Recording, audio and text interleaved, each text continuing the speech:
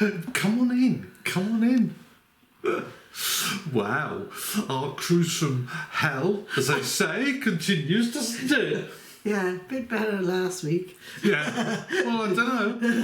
11.5 hours this one was. 28 locks before we finally managed to moor up. And it was all day, wasn't it? Yeah. It was. Let's have 2 days rest then. Yeah, your muscles did. Yay. 28 locks. I tell you, the Stratford-Upon-Avon canal is a beautiful canal. No bones about it. No, it's it a is. beautiful canal. The locks, though, are very hard work. And I know. You know, do you? Yeah. Well, I helped as well. We have a system. Yes. I don't have to go to the gym. No. I do when I'm at home though. Really? Where'd you go to the gym then? No answer. Hey, look, it's 2 weeks before Christmas, and we promised we'd finish our trip to Stratford-Upon-Avon by the end of the year, and we're on target to do that. So let's get on and let's learn more about the Stratford-Upon-Avon Canal and enjoy some of the beautiful scenery that we had the privilege to enjoy way back in the summer when the sun was shining and the t-shirts were off. Mine wasn't.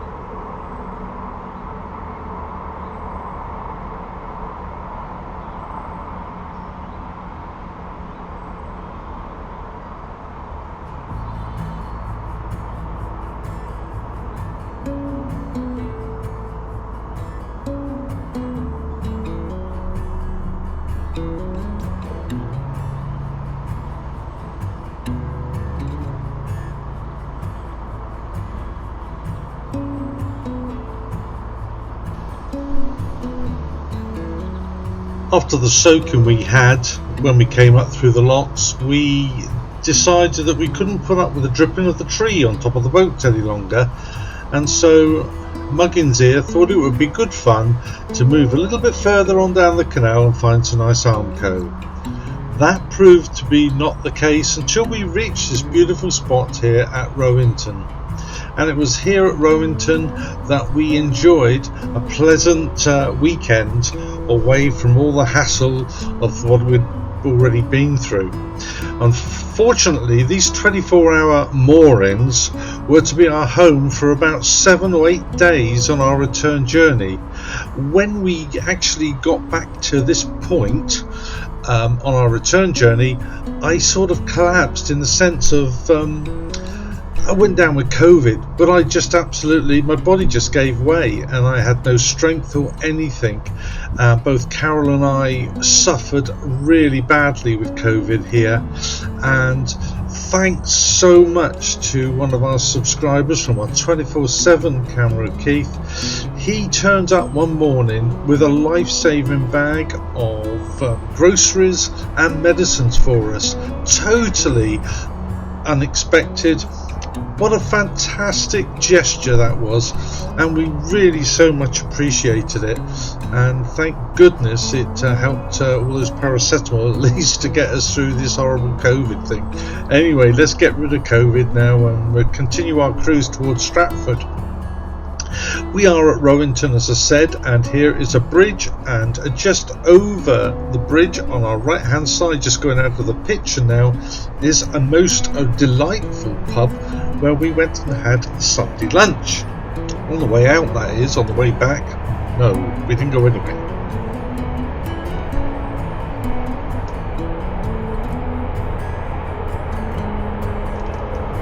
So as we go under the bridge that takes us to the Tom of the Wood pub, there is a water point, and we did stop here to take on some lots and lots of water. Unbeknowingly, we were then to spend the next 11.5 hours cruising. But more about that a bit later. Here we go then at the Grand Union Canal, and we are about to make a turn at Kingswood. Now this is a shortcut, as it were, that was put in to take us down onto the Stratford-on-Avon Canal. So a little bit of a turn.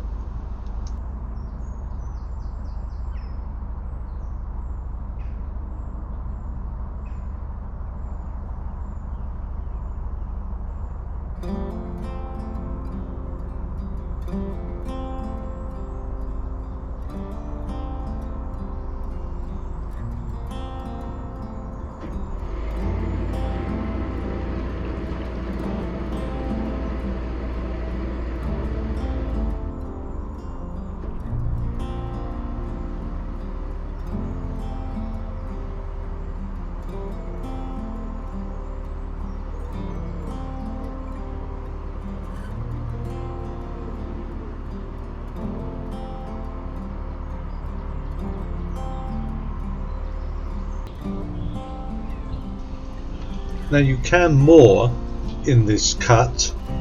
As you can see, it divides right at the end. You take the track or the lock to starboard if you want to go north, but we are going south to Stratford, and basically we are joining the Stratford-Upon-Avon Canal about midway down, and we are going to be doing the southern section. So we'll just go through this very narrow entrance, which used to have a lock in it at one time, but there's no lock there now. And as we go to port and head on down towards Stratford, there is a water point and rubbish facilities, chemical disposal point just on this ear corner, right before the lock, for anybody that's going that way.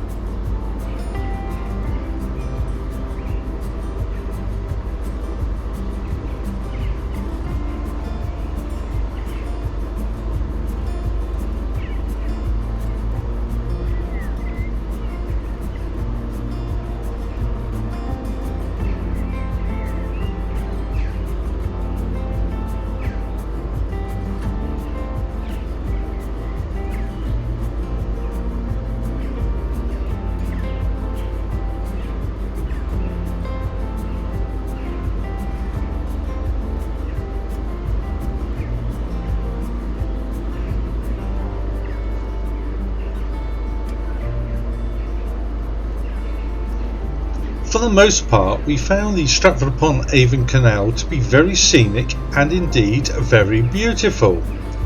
And there's lots of picturesque locks on the way that we will pass. In fact, we did 28 locks in one day, but it was in an 11.5 hour marathon. But we're just going to show you a few as we go along. They are hard work in the main part. They're not the easiest of locks, but they are very picturesque.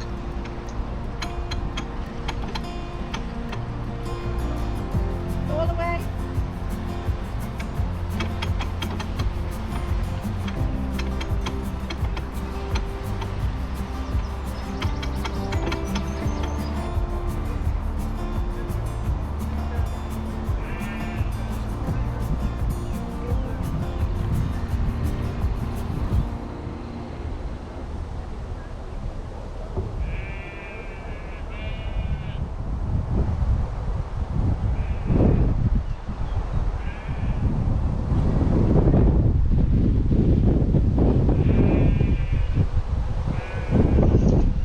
Now, in days of old and times gone by, horses used to pull the barges along here, and in order to avoid having to dismount the horses, you can see there's a split in this bridge as we're going under it, and that is so that the ropes that they're leading the horses with can in fact pass the bridge without them having to be dismounted.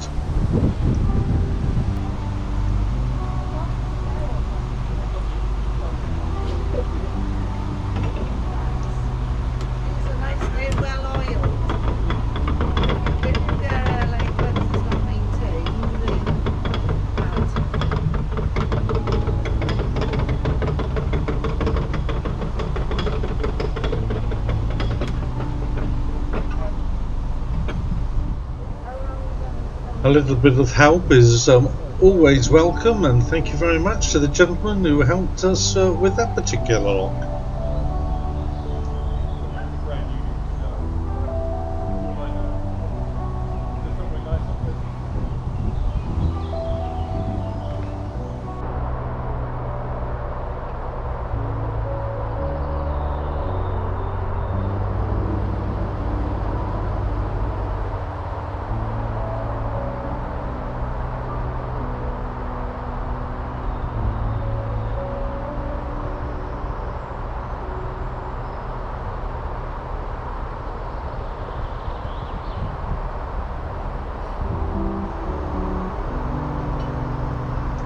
Now, as we continue along the Stratford-Upon-Avon canal, here's a few facts about it.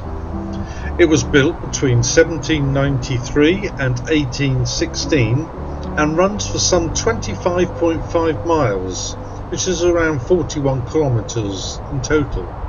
But it's split into two parts. There's a northern section and the southern section.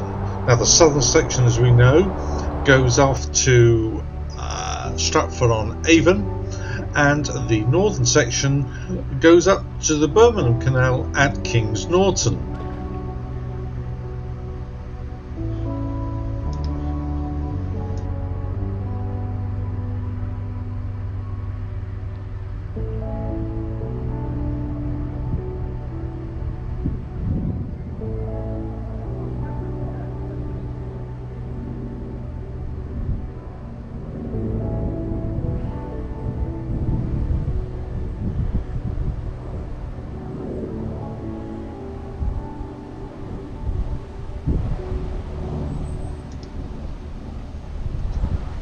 The southern section was in fact managed by the National Trust from 1959, and they charged a fee to use it. It was subsequently restored by David Hutchins and the Stratford Canal Society between 1961 and 1964, after an attempt to close it was thwarted. And the revived canal was reopened by Queen Elizabeth, the Queen Mother, and transferred to the British waterways in 1988.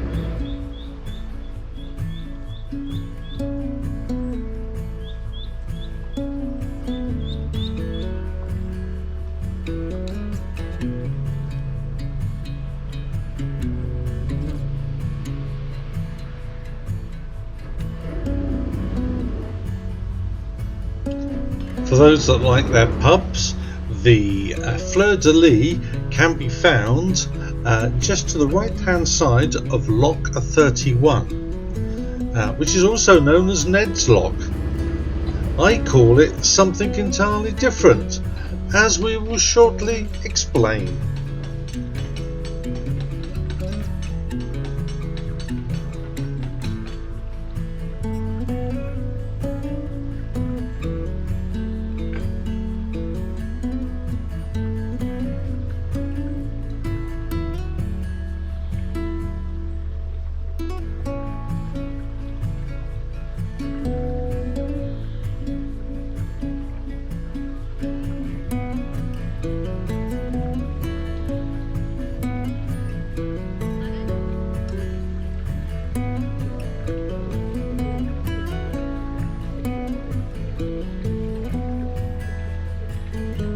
You okay?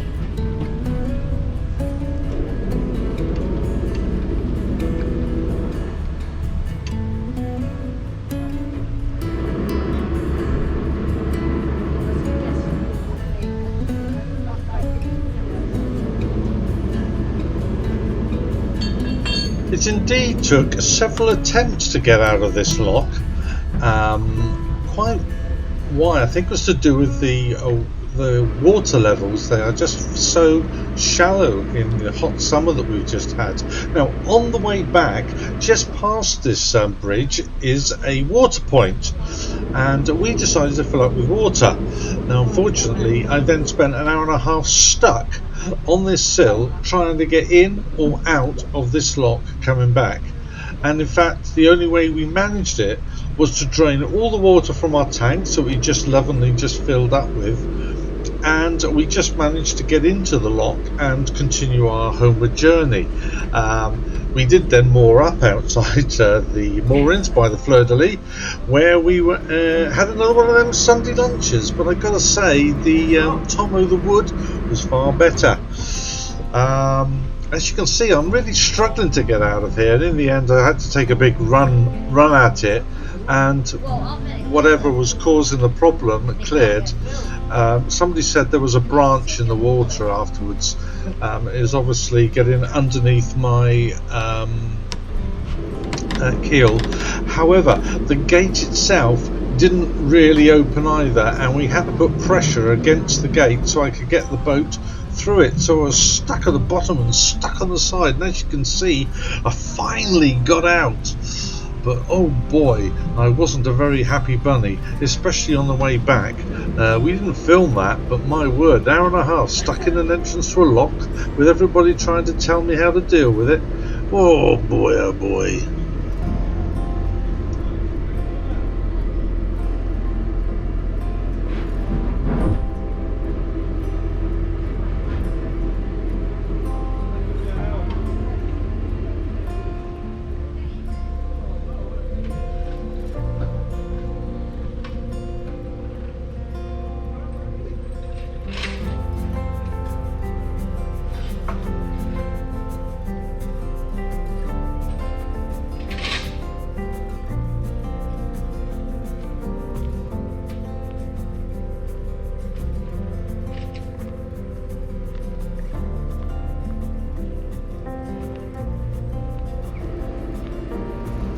I think after all that excitement I'll go and pick up Carol, and we'll get on our way and enjoy some scenic beauty again.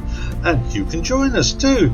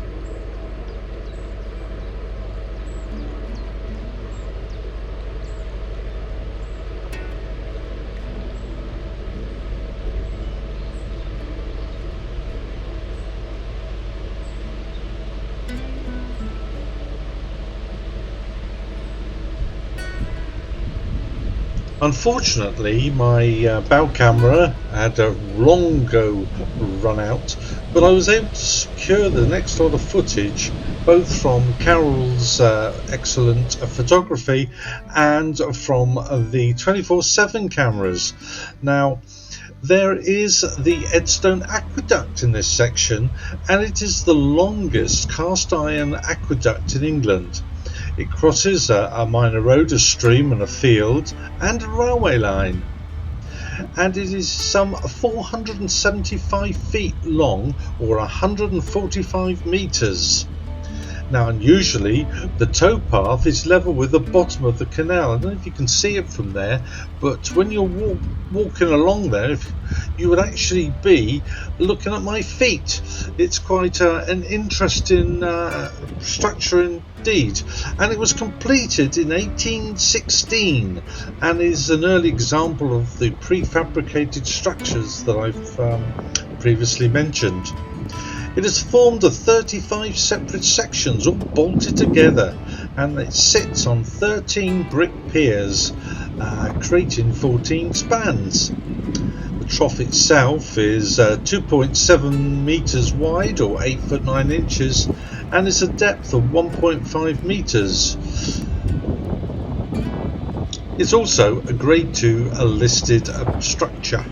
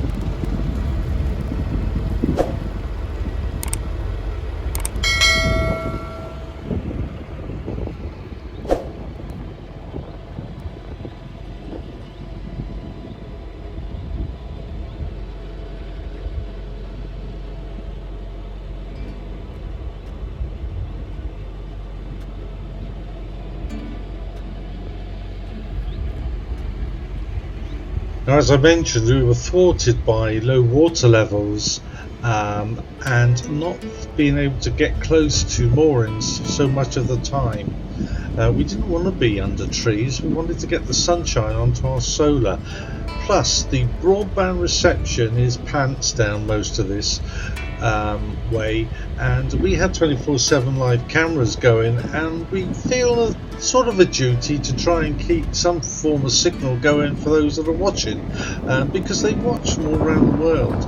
And so we just kept pushing on and pushing on, and eventually what you don't see in this sequence is we went through the 7 Wilmcote locks and moored up right at the end of them in a place called Bishopton, where we had a very pleasant 2 days to recover again before we made our final push into Stratford, and that is worth watching, and we'll show you next week.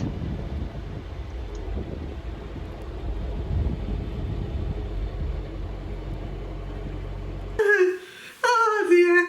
Right. Well, there we go then. We have arrived almost in Stratford-Upon-Avon. That was a terrifically long day, wasn't it? Yeah. But it was great. It was terrific fun, and we're really excited to show you next week's vlog when we actually arrive in Stratford-on-Avon and some of the things that we got up to when we were there. You laughing at? I won't tell them where you had to walk to for all that time. Oh no! we'll explain all about that next week. As I said, it was a cruise from hell. It doesn't end here. Oh no! Watch it next week to find next week's brilliant instalment. You sound like a horse then. A horse? Yay! Right. So that's it. 2 weeks before Christmas. Yay. And the good news is, if you've not already heard, Forgo Narrowboat are back on Christmas morning. Yay! Yeah. Well, I can see you then. And you'll be able to meet Gary, Steve, Alan, and yours truly, and the Santa Babes, Carol, Chris, and Nikki. Yay! Hey, now isn't that worth tuning in at 10 o'clock Christmas Day morning UK time to see the four of us? Well, hopefully we won't have been on the drip by then. Oh, you never know. Depends what Father Christmas brings us. Yes. You are? No. It's a family show, this. There we go then. Oh. Hey, look, guys. Thank you so much for our lovely comments, and thank you so much for subscribing to our channel. We really do appreciate all the lovely messages we get, don't we? Yeah. Yeah. And we can't wait to tell you all about next week. So until then, look after yourselves. Please keep yourself safe. Keep yourself well. Stay away from these horrible biting winds, if you have horrible biting winds like we have in the UK at the moment. And we will look forward to seeing you this time next week, won't we? Yes. Oh, yeah. Yes. So until then, this is Ian. Carol. Saying ta-da. Bye-bye.